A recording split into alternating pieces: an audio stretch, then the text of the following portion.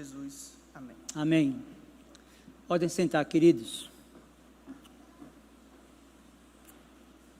Nós vamos expor as Escrituras.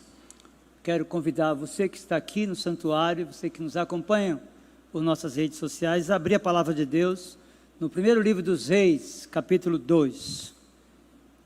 Eu farei a leitura dos versos do 1 ao 4. Primeiro livro dos Reis, capítulo 2, versos do 1 ao 4.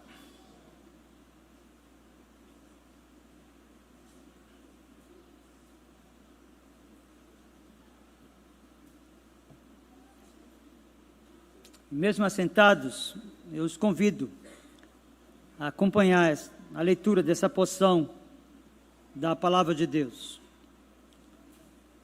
Primeiro livro dos Reis, capítulo 2, verso 1 diz: aproximando-se os dias da morte de Davi, deu ele ordens a Salomão, seu filho, dizendo: eu vou pelo caminho de todos os mortais.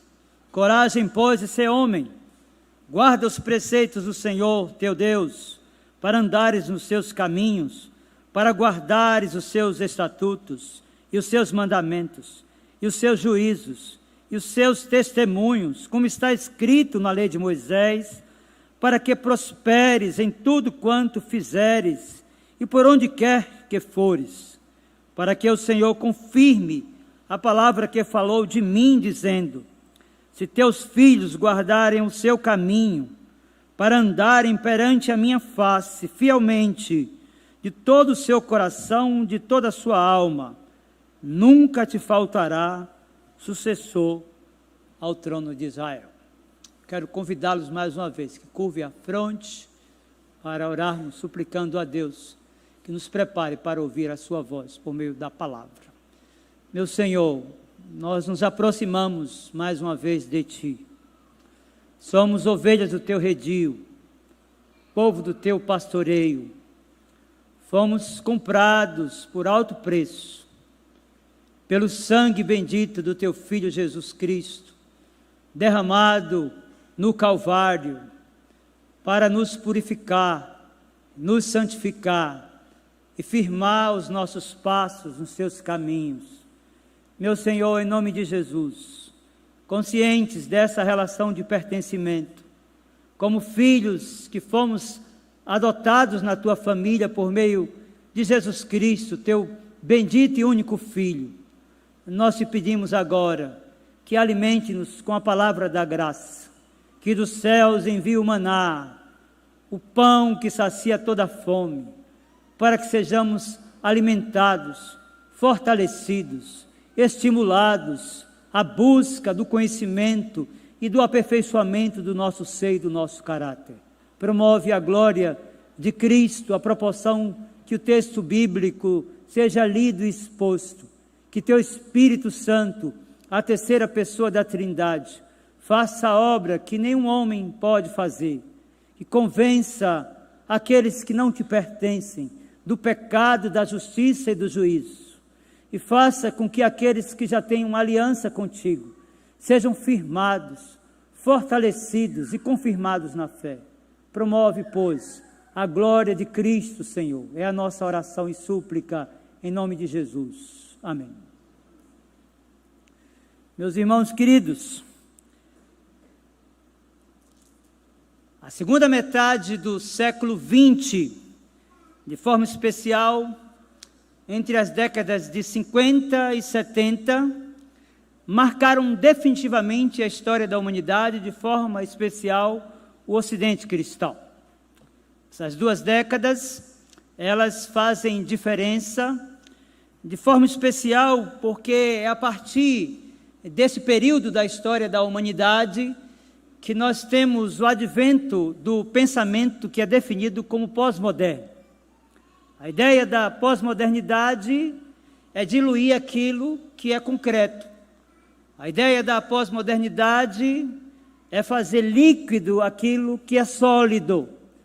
Com isso, aquelas coisas que permearam toda a sociedade e as famílias, a proporção da experiência da Europa, e os lugares que receberam a sua influência, a proporção da chegada da mensagem do Evangelho pelas igrejas protestantes históricas, passam a viver as mazelas da ressignificação do conceito de verdade. Meus queridos, daquelas pessoas que de fato fizeram muita diferença nesse período e que continuam falando pelos seus livros, de forma especial nos centros acadêmicos, foi o filósofo e educador francês Michel Foucault. Michel Foucault foi um crítico, um cético e um extemporâneo. Ele acreditava que as relações de poder são marcadas pela disciplina e que a sociedade abusa do poder nas instituições, escolas e também nas prisões. Uma avaliação ainda que subjetiva e superficial do pensamento desse filósofo e educador francês Michel Foucault nos levará à consciência de que ele foi um daqueles que se esforçou bastante para fazer com que o pensamento que trouxesse a ideia daquilo que era concreto e absoluto fosse visto na sociedade como perigoso, como problemático e por isso deveria ser atacado. Meus queridos, é assim que o conceito de verdade foi diluído. É assim que o princípio de autoridade, que é a base do reino de Deus, foi diluído. É assim que o conceito de masculinidade, segundo o padrão daquilo que a Escritura nos ensina, foi ressignificado ao ponto de não apenas a sociedade, mas a própria igreja admitir um outro modelo de masculinidade que não pertence àquilo que a Escritura nos revela como verdade. Meus irmãos queridos, o contexto no qual o texto que é objeto do sermão dessa noite foi produzido nos revela a preocupação de um pai com alguns aspectos da vida do seu filho.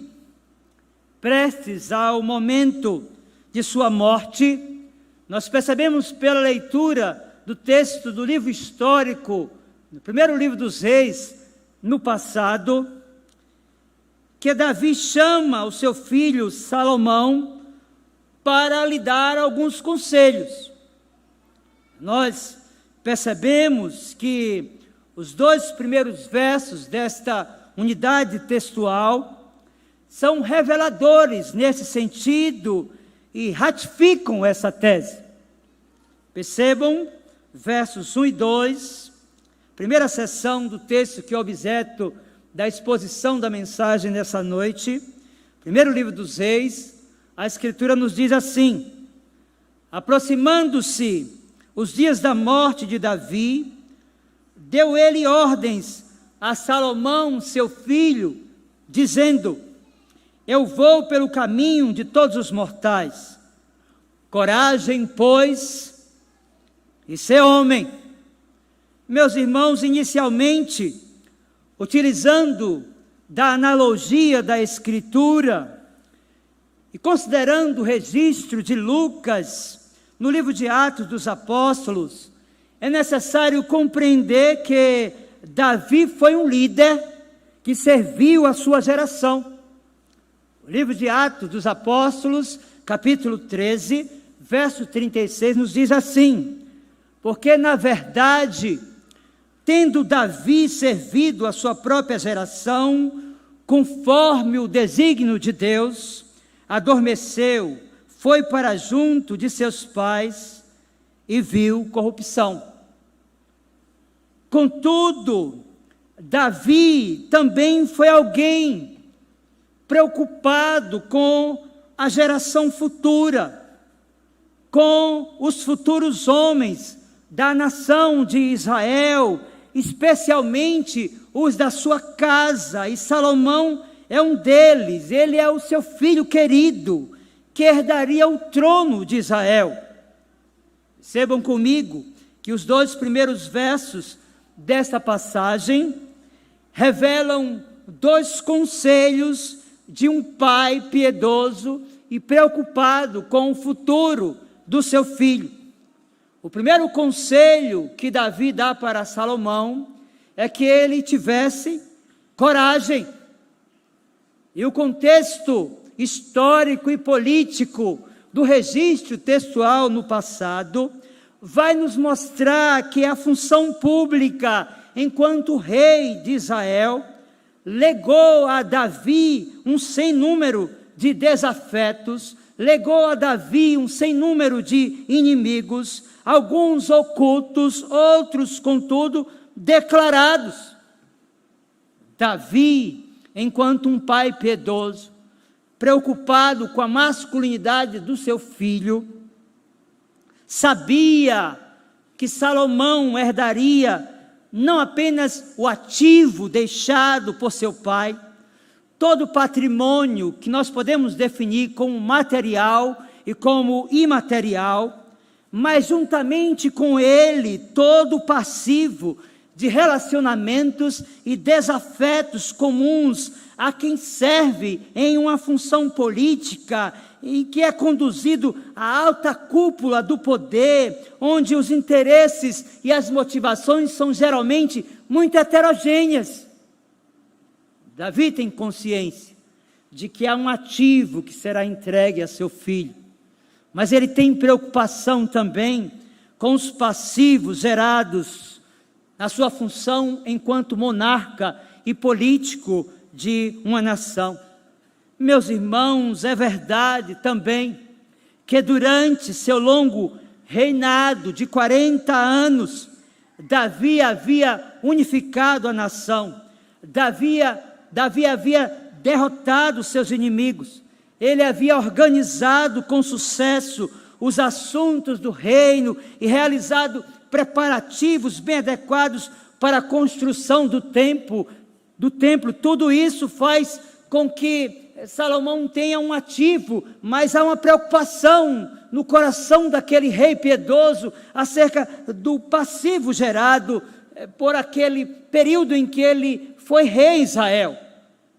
Daí a expressão, tenha coragem. Meus irmãos queridos, há situações na vida cujos enfrentamentos exigem coragem da parte dos homens. O texto expõe preocupações naturais de um pai cuja vida havia chegado ao final e agora o seu filho assumiria por sucessão o seu trono e deveria ser corajoso para enfrentar os desafios que estavam postos. Daí a expressão textual, primeiro livro dos Reis, capítulo 2, que nos remete à consciência de que Davi estava no final da sua vida, que nos remete à consciência de que ele estava também, de igual modo, preocupado com a condição da masculinidade daquilo que seu filho seria, levando adiante o pendão da mensagem gloriosa do Evangelho e a condução do povo da sua nação. Aproximando-se os dias da morte de Davi, deu ele ordens a Salomão, seu filho, dizendo: eu vou pelo caminho de todos os mortais, coragem, pois, e ser homem. Meus irmãos, a coragem revela a moral forte perante o inimigo. A coragem revela a condição de homem diante dos riscos. A coragem revela a sua bravura. A coragem revela a sua intrepidez. Revela ainda a firmeza de espírito para enfrentar situações emocionais ou moralmente difíceis. Por sua experiência, Davi sabia que o seu filho necessitaria de ser um homem de verdade. E para ser um homem de verdade, é necessário ter coragem para enfrentar as estruturas de poder e as decisões que precisamos tomar tantas vezes que às vezes geram passivos e desafetos relacionais. Meus irmãos, isso é verdade, a proporção que nós lemos as Escrituras. A preocupação de Davi nos mostra que há alguns homens que, diante de alguns desafios, foram comissionados e exortados pelo Pai Celestial, que lhes remeteu a consciência da necessidade que tivessem coragem. Se vocês folhearem as Escrituras no Antigo Testamento, vocês vão se deparar também com a experiência de Josué. Josué, capítulo 1, versos do 1 até o 9, nos mostra que diante do desafio que aquele homem estava recebendo, e o comissionamento de Deus para dar continuidade à obra de Moisés, ele, como um homem de verdade, um homem de Deus, precisava de ter coragem. Então vejam, Josué capítulo 1, verso do 1 ao 9, nos diz assim: sucedeu depois da morte de Moisés, servo do Senhor, que este falou a Josué, filho de Num, servidor de Moisés, dizendo: Moisés, meu servo, é morto. Dispõe-te agora, passa esse Jordão, tu e todo este povo, a terra que dou aos filhos de Israel. Todo lugar que pisar a planta do vosso pé, vos tenho dado, como eu prometi a Moisés. Desde o deserto e o Líbano até o grande rio, o rio Eufrates, toda a terra dos heteus e até o mar grande para o poente do sol, será o vosso limite. Vejam, ninguém te poderá resistir todos os dias da tua vida. Como fui com Moisés, assim serei contigo. Não te deixarei, nem te desampararei. Sê forte e corajoso, porque tu farás este povo herdar a terra que sob juramento prometi dar a seus pais. Tão somente repetida a expressão, ser forte e muito corajoso, para terdes o cuidado de fazeres segundo tudo quanto a lei de Deus lhe ordenou. Meus irmãos queridos, nós precisamos de pensar acerca da necessidade da coragem diante dos desafios que nós encontramos na nossa caminhada. Davi está prestes à experiência universal da morte física, a separação da alma do corpo. Ele tem consciência das dificuldades que o seu filho teria.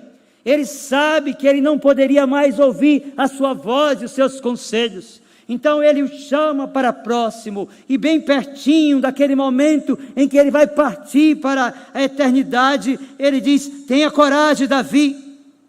Tenha coragem, Salomão, porque você não poderá chegar a uma condição de êxito se você não for um homem corajoso. E as experiências que eu tive nos remete ao passado e à condição que você necessitará para romper as barreiras que estão postas.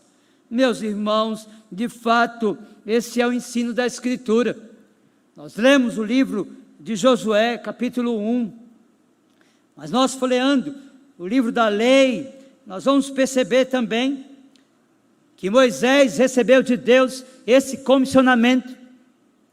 O comissionamento não apenas de ter coragem, mas de ser homem no padrão daquilo que a Escritura nos ensina. Uma masculinidade que está perfeitamente aliada ao padrão de Deus para aquele que recebe o encargo do ofício na igreja de Cristo. Deuteronômio, capítulo 31, versos 7 e 8 diz: chamou Moisés a Josué e lhe disse, na presença de todo Israel: sê forte e corajoso, porque com esse povo entrarás na terra que o Senhor, sob juramento, prometeu dar a teus pais, e tu os farás herdá-la. O Senhor, quem vai adiante de ti, Ele será contigo, não te deixará, nem te desamparará. Não temas, não te atemorizes. Meus irmãos, mas há de fato uma segunda recomendação desse pai piedoso e cuidadoso no momento da morte, quando ele chama o seu filho para lhe fazer essas duas declarações. Nós dissemos inicialmente que Davi esperou de Salomão, seu filho, que ele tivesse coragem. Mas nós não podemos deixar de destacar que o segundo conselho de Davi a Salomão está relacionado diretamente ao valor da masculinidade bíblica. Meus irmãos, é necessário, antes da abordagem ao contexto no qual o texto foi produzido, definir o que é masculinidade ou ser macho no sentido bíblico dos termos. Inicialmente, é importante destacar que, ainda que pese as ideias no entorno daquilo que é definido nos nossos dias como a masculinidade tóxica, que afeta o conceito de masculinidade segundo as Escrituras, há uma forma de masculinidade ou de ser macho que nenhuma relação tem com o machismo ou a chamada masculinidade tóxica. É importante, meus irmãos, percebermos que há algumas definições de masculinidade que são de vital importância para compreender aqui o que foi que Davi desejou ensinar a Salomão quando o chamou e disse: seja homem. Meus irmãos, em antropologia, a masculinidade refere-se à imagem de tudo aquilo que seria próprio a indivíduos machos, principalmente em análises das sociedades humanas. E isso faz oposição ao termo feminilidade. Meus irmãos, a masculinidade é, de acordo com o dicionário Collins, o que possui qualidades características e consideradas típicas e necessárias para um homem. Meus irmãos queridos e amigos, a masculinidade pode ser pensada como a reunião de todas aquelas características que fluem do deleite e sacrifício da força física em prol da bondade. Meus irmãos queridos, os homens foram criados para exercer domínio sobre a terra e para refletir a imagem e a glória de Deus. Está em jogo aqui não é apenas uma definição de quem Salomão deveria ser. O que está em jogo aqui não é o interesse político que Davi tinha da continuidade exitosa do seu trono, à proporção da experiência do seu filho. O que está em jogo aqui é, antes de tudo, a capacidade que os homens, segundo o padrão da masculinidade bíblica, têm de pôr em visibilidade a glória de Deus. Então é importante que nós pensemos, por exemplo, que os garotos devem estar sempre em treinamento para tornarem-se homens que exerçam domínio. E eles devem aprender a ser homens da terra, devem aprender a ser desbravadores e visionários. O detalhe é que aquilo que Zygmunt Bauman definiu como a era líquida teve a capacidade de diluir esse conceito do que é ser homem segundo o padrão de Deus, do que é ser macho segundo o padrão de Deus. Nós temos percebido uma igreja esvaziada de homens que querem ser homens, de jovens que agora retardam a saída de casa, e que alguns que não querem nem pensar na possibilidade de assumirem responsabilidades. E a adolescência tardia agora às vezes se estende até os 40. Meus irmãos, os jovens devem aprender que estão crescendo para lutar em uma grande guerra e devem, consequentemente, aprender ainda, garotos, a fazer sacrifícios e serem fortes, corajosos e bons. Esta a preocupação de um pai piedoso, às portas de sua partida para a eternidade, quando chama o seu filho e diz: primeiro, tenha coragem, e segundo, seja homem, reflita a glória do Deus Criador. Meus irmãos, tudo isso porque os homens são portadores de glória. A masculinidade bíblica, que em absolutamente nada é tóxica, deve conduzir os pais à consciência de que eles e seus filhos são a glória de Deus.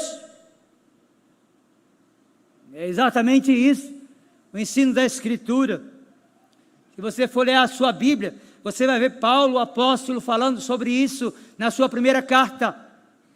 Primeira de Paulo aos Coríntios, capítulo 11, verso 7, ele diz: porque na verdade o homem não deve cobrir a cabeça, por ser ele a imagem e glória de Deus, mas a mulher é a glória do homem. Meus irmãos, assim como uma estrela difere de outra estrela em glória, assim como o sol e a lua diferem um do outro, assim também o homem difere da mulher em autoridade. Os homens foram constituídos por Deus para serem cabeça nos seus lares.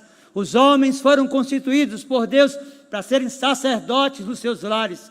Os homens foram constituídos por Deus para promoverem a glória do seu nome, a proporção que abraçam a masculinidade e cuidam da esposa, e cuidam dos filhos, e cuidam da igreja para que ela caminhe bem. Meus irmãos, os homens, de forma especial os pais, devem permanecerem atentos às suas responsabilidades, de serem representantes, de serem responsáveis, de serem acima de tudo santos ao Senhor. Contudo, há duas maneiras que um homem pode se afastar da masculinidade bíblica. Uma, e a primeira, mais comum nesses dias, é a opção pela efeminação. A outra é a macheza, uma masculinidade que nós definimos como falsificada. Meus queridos, na primeira, o homem termina assumindo um modelo ou um conjunto de virtudes que não lhe pertence, e na segunda, adota um conjunto de supostas virtudes práticas que não são virtudes em hipótese alguma. Percebam pelo registro textual que Davi, preocupado com o futuro do seu filho, ele que havia vivido uma vida protegida, como alguém que esteve em uma bolha, Davi chama aquele jovem rapaz e diz para ele: tenha coragem, seja homem, seja um cabra macho, porque os desafios que estão postos não são pequenos. Meus irmãos, o terceiro e último conselho de Davi a Salomão está voltado à vida de seu filho com Deus.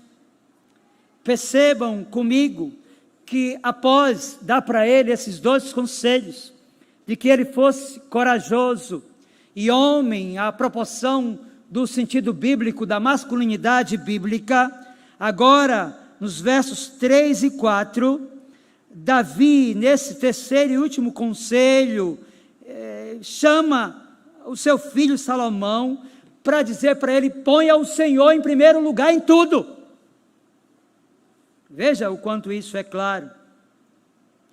guarda os preceitos do Senhor teu Deus, para andares nos seus caminhos, para guardares os seus estatutos e os seus mandamentos, e os seus juízos, e os seus testemunhos, como está escrito na lei de Moisés, para que prosperes em tudo quanto fizerdes, e por onde quer que fores, para que o Senhor confirme a palavra que falou a mim, dizendo: se teus filhos guardarem o seu caminho, para andarem perante a minha face, fielmente, de todo o seu coração, de toda a sua alma, nunca te faltará sucessor ao trono de Israel. Meus queridos, as palavras de Davi são análogas às palavras de Moisés, quando comissionou a Josué, lá em Deuteronômio capítulo 31. Se você voltar ao texto sacro inspirado, você vai perceber que primeiro Moisés admoestou Josué a ser homem e a encarar suas responsabilidades com coragem e fé. Depois, Moisés deu a lei aos sacerdotes e admoestou o povo, inclusive Josué, a conhecê-la e obedecê-la.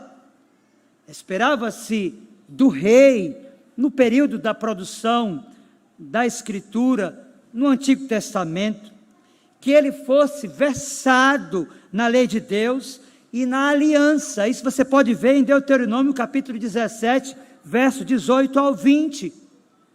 Pois a proporção que o rei obedecia à palavra de Deus, ele encontraria sabedoria, ele encontraria força, e ele teria a bênção de Deus sobre a sua vida, sobre a sua casa e sobre o seu reino.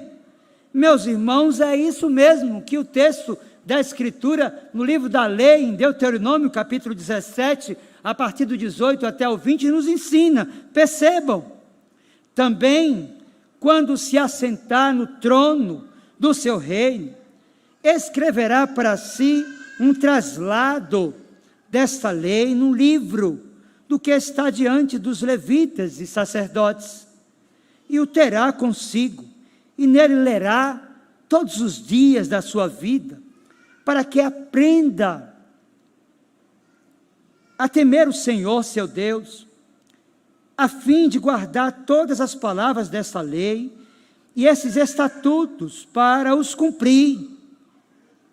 Isso fará para que o seu coração não se eleve sobre os seus irmãos e não se aparte do mandamento, nem para a direita, nem para a esquerda, de sorte que prolongue os dias no seu reino, ele e seus filhos, no meio de Israel. Então percebam que a preocupação de Davi não era apenas de infundir coragem no coração do seu filho. Percebam que a preocupação de Davi não foi apenas de imprimir uma masculinidade no padrão daquilo que Deus definiu como sendo um homem, mas lá no seu coração, uma preocupação maior. Davi advertiu Salomão de que, se desobedecesse à lei de Deus, traria não somente disciplina, mas aflição sobre ele, sobre a sua casa, sobre o seu reino. Mas se obedecesse aos mandamentos de Deus, o Senhor abençoaria o rei, o Senhor abençoaria o seu povo e providenciaria para que sempre houvesse descendente assentado no trono de Davi. Meus irmãos, esta deveria ser a maior de todas as preocupações de um pai, que seja um homem segundo o coração de Deus e que conserve o princípio da masculinidade segundo o padrão da Escritura. A preocupação de Davi, vejam, primeiro livro dos Reis, capítulo 2, verso 4, se teus filhos guardarem o seu caminho, para andarem perante a minha face, fielmente, de todo o seu coração, de toda a sua alma, nunca te faltará sucessor no trono de Israel. Meus queridos, é necessário que os pais assumam a responsabilidade de advertir os seus filhos nos termos da aliança. E há pelo menos 2 meios eficazes de fazer com que os filhos ponham no Senhor a sua confiança, ponham o Senhor em primeiro lugar em tudo. Primeiro, ensinando pelo exemplo. Nós precisamos de ser a referência dos nossos filhos. Eles precisam olhar para nós, enquanto pais, enquanto homens, e dizer: o meu pai é o padrão de vida ética, moral e religiosa que eu quero para mim. Porque fora desse padrão, há um ensino que não funciona. É aquele do: faça o que eu te mando, mas não faça o que eu faço. Então, primeiro, os filhos precisam olhar para o exemplo dos pais. Segundo, eles precisam ouvir a verbalização da mensagem gloriosa da salvação. Há muitas pessoas preocupadas em transpor continentes, em visitar hospitais, em desenvolver trabalhos em orfanatos, em presídios, em evangelizar nas praças, nos ônibus, nos estádios de futebol.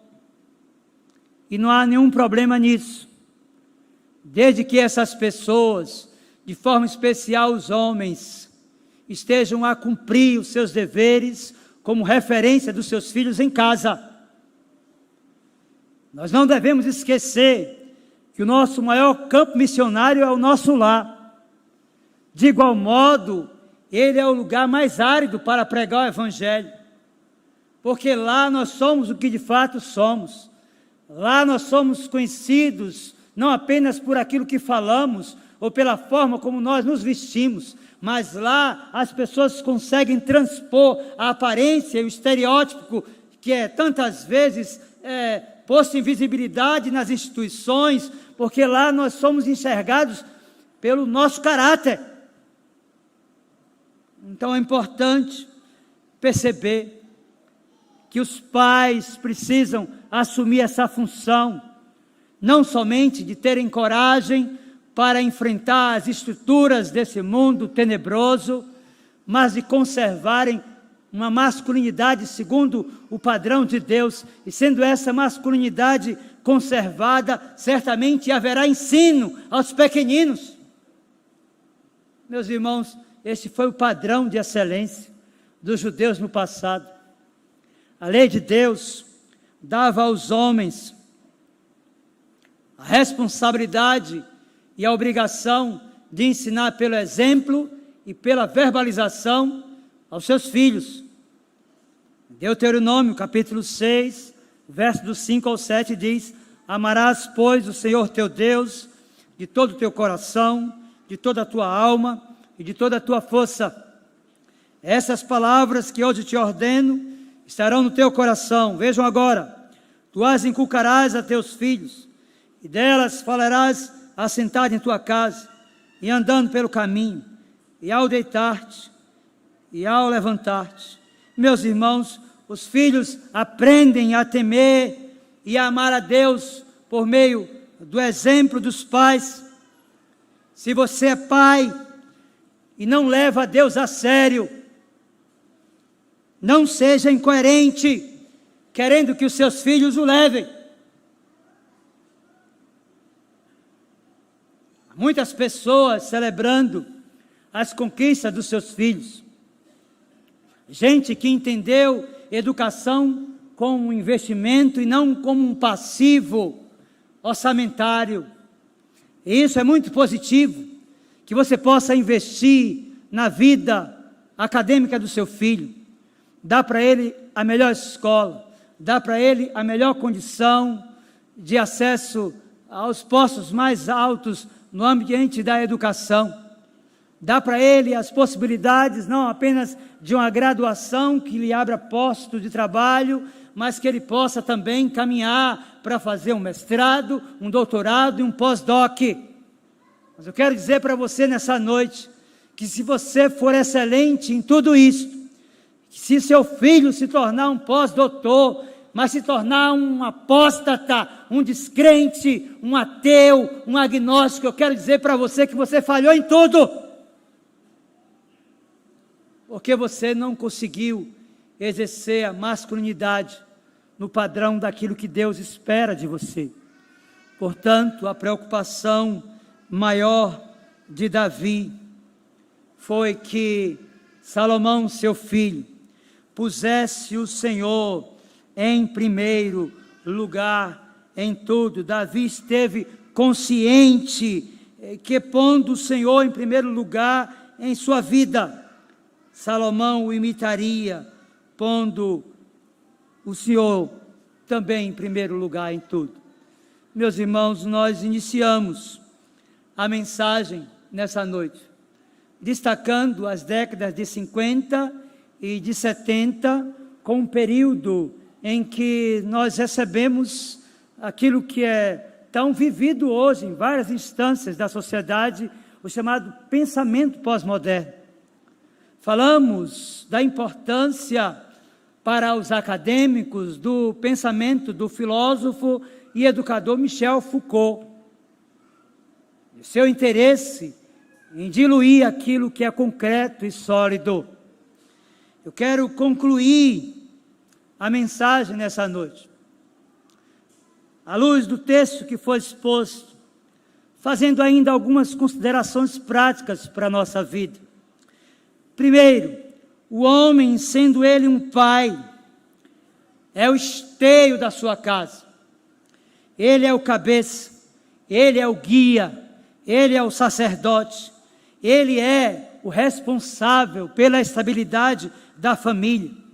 Meus queridos, Davi teve esta consciência, e ao final da vida e durante ela, motivou os filhos a terem coragem para enfrentarem as suas vicissitudes. E nas horas que precederam a sua partida para a eternidade, ele disse a seu filho Salomão: eu vou pelo caminho de todos os mortais, tenha coragem. Mas, meus queridos, em segundo lugar, de posse do seu papel, imediatamente após encorajar Salomão, Davi o advertiu em termos graves. Ele disse: eu vou pelo caminho de todos os mortais, coragem, pois, e ser homem. Meus irmãos, o Ocidente, em sua história, nunca viveu uma crise tão grande na área da sexualidade. Nunca, jamais na história desse continente se viu tantas teorias em torno da sexualidade humana. Meus irmãos, os estudos que definiam a sexualidade humana por meio daquilo que é biológico, ou seja, do cromossomo, cederam espaço para definições fluidas e adaptáveis às conveniências e interesses humanos. Meus queridos, a agenda do momento é negar as origens da humanidade, é negar a criação, é negar o Criador, é negar a sua inteligência perfeita e absoluta, o seu design criativo. Meus queridos, é necessário aos pais, de posse do seu papel de orientadores dos filhos, ensinar aos meninos que eles sejam homens, que eles foram criados para serem homens, para agirem como homens, se comportarem como homens, vestirem-se como homens e terem comportamento de homem. Talvez você esteja vencendo batalhas em muitas áreas da sua vida, mas quem sabe você está perdendo para aquilo que o diabo e essas ideologias estão fazendo na sua casa e com seus filhos. Meus irmãos, de igual modo, é papel e responsabilidade dos pais e do pai, enquanto líder e cabeça da sua casa, guia do seu povo, ensinar de igual modo às meninas que elas foram criadas para serem mulheres, para agirem como mulheres, para comportarem-se como mulheres, para vestirem-se como mulheres e para terem um comportamento feminino. Porque esse é o padrão de Deus para a igreja. A Escritura nos mostra isso, irmãos. No relato da criação, Gênesis 1, 26 e 27, também disse Deus: façamos o homem à nossa imagem, conforme a nossa semelhança. Tenha ele domínio sobre os peixes do mar, sobre as aves do céu, sobre os animais domésticos, sobre toda a terra e sobre todos os répteis que estejam pela terra. Criou Deus, pois, o homem à sua imagem. A imagem de Deus o criou, homem e mulher o criou. Finalmente, irmãos, e por que não dizer, infelizmente, é muito triste saber que Salomão não seguiu inteiramente a lei de Deus, e foi um canal de promoção da idolatria entre o povo da aliança, e posteriormente a causa da divisão do reino. Contudo, Davi, seu pai, fez o seu papel.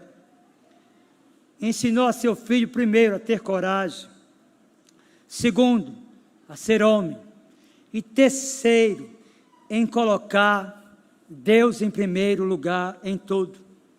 Eu quero dizer para você que os resultados do seu esforço não são da sua competência, mas da economia de Deus. Portanto, assuma o seu papel, você que é homem, de cuidar da sua casa, porque o diabo está militando contra a igreja, e há muitas pessoas na igreja, vivendo uma masculinidade tóxica, e uma feminilidade que não tem qualquer relação com aquilo que a Escritura ensina.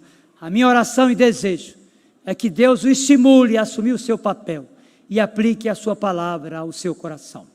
Amém. Vamos ficar de pé, e vamos cantar.